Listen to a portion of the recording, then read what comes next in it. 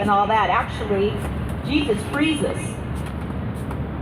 Completely frees us. So we don't have to do things that we don't want to do just to belong. You don't have to stay the same. God can give you a conversion, which gives you a new identity. And I'm going to tell you about someone called Jacob. Jacob was mad at God. Maybe there's a few of you here that are actually mad at God and blaming God for some of the things that have happened to you. God, if you didn't allow this man to leave me, or if you didn't allow my dad to do this to me, or you didn't allow this, I wouldn't be here today. Maybe that's it. Well, Jacob was actually mad at God, and he wrestled with God. He wrestled with God. And then finally, this is what happened in Genesis 32:28. God gave Jacob a brand new identity. Essentially, God says, I know you've blown it. I know you're conniving, but I see in you a prince beneath all your emotional hang-ups, all your insecurities, all the stuff you don't want anyone else to know. God is saying that today to many of us, beneath all of your sins and hang-ups, I see a prince, a princess. You can be what I made you to be. That's freeing you. That's changing your identity. God does his deepest work when he deals with our identity, the person you are and the way you see yourself.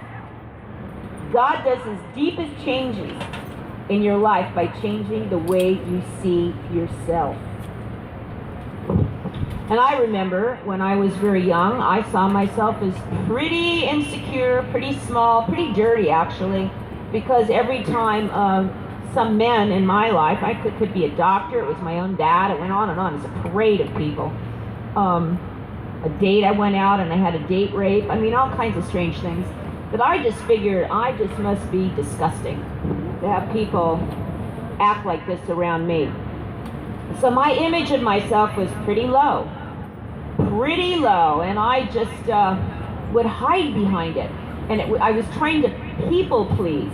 And it got even up to years ago when, not that many years ago, actually 20 years ago now, I was married, my marriage now that has lasted because I put the Lord in the middle of it. But I was trying so hard to please my husband that I was a nervous wreck. And my son saw this, Chris saw this, and he hated seeing what I was doing to myself. Nervous, just so scared that I would be abandoned, or scared that somebody would find out that I am not this confident, got it all together person. Bye guys. And then I had a transform with Jesus. Jesus, I asked him to enter into my marriage. I asked him to enter into my heart. All of a sudden, I started to see myself a little differently. A lot differently. So if my husband was grouchy or mean to me, without anger, I would just say, you know what, honey, I don't deserve this. So let me explain what was happening to me. Jesus, because he entered into my heart and filled me with his love, I started to feel like the treasure that he wants me to feel like. So I'm changing. Now because of that, fast forward, because of that, my husband saw that and he changed too. So we can't expect people to treat us right if we are so scared and insecure. We're going to constantly do anything to be loved. But we can if we have the confidence of the Lord in our heart, and other people will see this. They will see this. And as I got closer and closer with my journey with Jesus, people can feel the confidence. He turned a very insecure, depressed, really insane. I was going to the road of insanity, doing everything just to hide and get validation of love.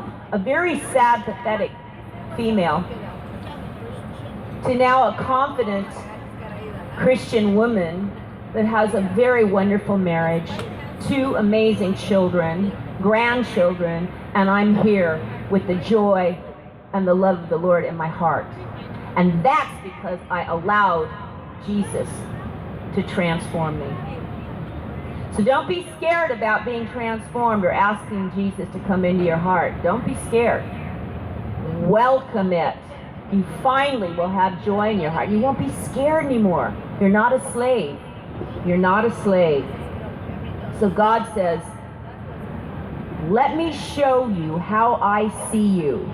Because when you see yourself the way God sees you, it's going to change your life. And that is so true. And at this point now, I'm going to bring Chris up.